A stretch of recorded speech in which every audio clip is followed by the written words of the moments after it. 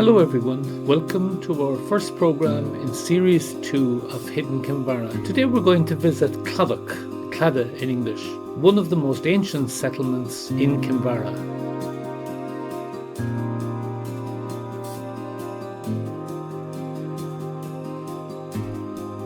This house was built by William Delamain, a French Huguenot merchant and smuggler. He was better known as a smuggler. Now, he smuggled wool and exported it from Ireland, contrary to the prohibition of the Wool Acts passed by the British government. And the way this operation worked was that small boats came into the little harbour here, picked up the wool, and took it out. Now, currachs or pucons might have brought it out to hookers outside in the bay, and these hookers brought it over to Connemara and delivered it into small bays in Connemara, where it was delivered to a French frigate which plied between Connemara and Bordeaux and places like that.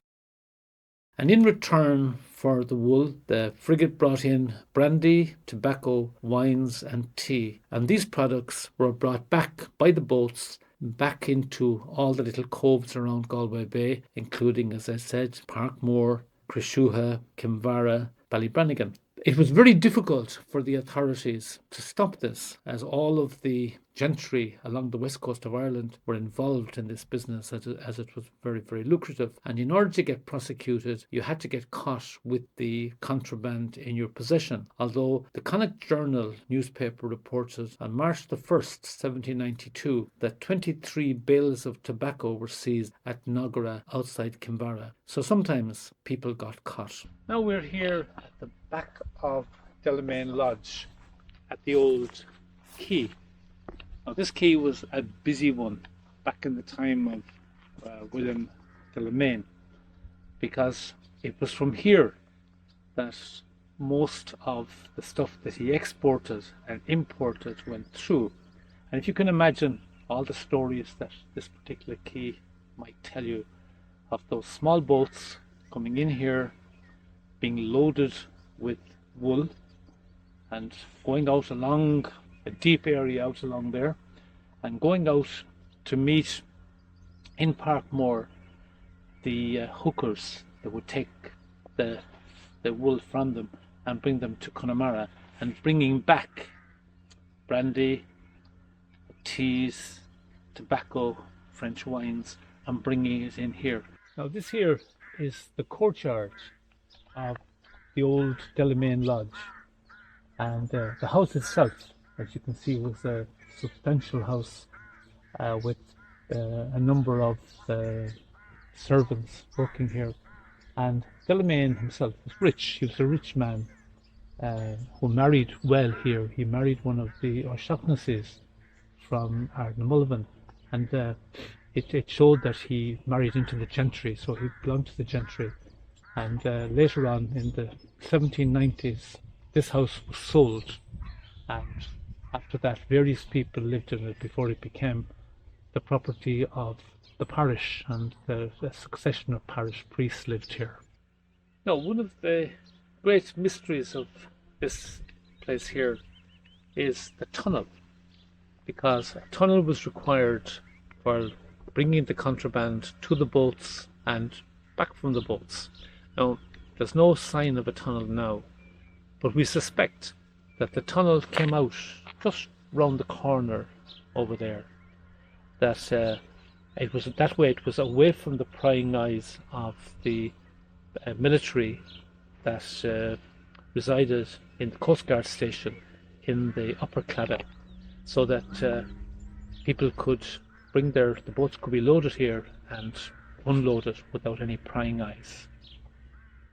Now, in 1982, Dr. Paddy Green interviewed some of the older people in Kinvara, and one of these was Richie Burke. And Richie lived at the square, Market Square, where Burke's supermarket is now. And Richie claimed that he had been into a tunnel that linked Delamain Lodge with this harbour here. The time he took the roof off Delamain house to re-roof it, it was a thatched roof, wasn't it? Oh, it was a thatched roof. He roofed it, and what they called that time a king post roof. You could Yeah. really think. Yeah. You know. What year was that? Sorry. What year was That'd it? be about 1918 or 19. The canon came here, Canon Fahy, and he got him to take off the roof and put on Was the previous priest, the previous priest to Canon Bahy lived there as well, though? Father Burke. in Father Bush time to the thatched roof. I see. Yes, all but the Richie, time. now you were always around there and everything, and as a kid and everything. Did you ever see the supposed tunnel that's from the sea up to the house or Well, something? I was telling Paddy a few days ago, there was, I know there are many around the tunnel. Yeah. In front of the lot of them, He's telling the right story now, John just telling the other way. Go on. And just closed up altogether now, you know, Yeah. because I wanted to show to Lena, but I couldn't get to where we went in. Yeah, you went in yourself and who else? Francis Green, Dr. Green, yes. We were only kids then. But Right. But you went in from the sea end of it. We went in distant in the hard door and they got Did you? the candle quenched in it, we got afraid we had to black out. Only black was in it. Yes, well, there's someone else telling that story that it was he that did it, but I knew well there was something I wrong. know that Francis missed it. Would you come up? I want to the other side. So let's move on to the next section of the Claddagh. We are now at what we can call the middle Claddagh. This is the part of the Claddagh where the fishermen lived. Most of the population of this area were fishermen, and if you look down over the wall here, you can see the remnants of two berthing places for small boats. Now the whole Claddagh area was full of these, right from the gate of Delamain Lodge up to what's now the corner of the Pierhead restaurant. A drawing by Anne Corfe in Kinvara, a seaport town on Galway Bay, gives us a good idea of what Claddagh might have looked like in the 17 and 1800s. And you might notice there that item number 4 on the drawing shows where the Coast Guard station was situated. Now I'll explain in a moment why that was the case. The people who lived down here had boats, they had currachs, and they made their living from fishing and from cutting seaweed and selling it. You might be surprised to hear that seaweed was a big industry in the 19th century.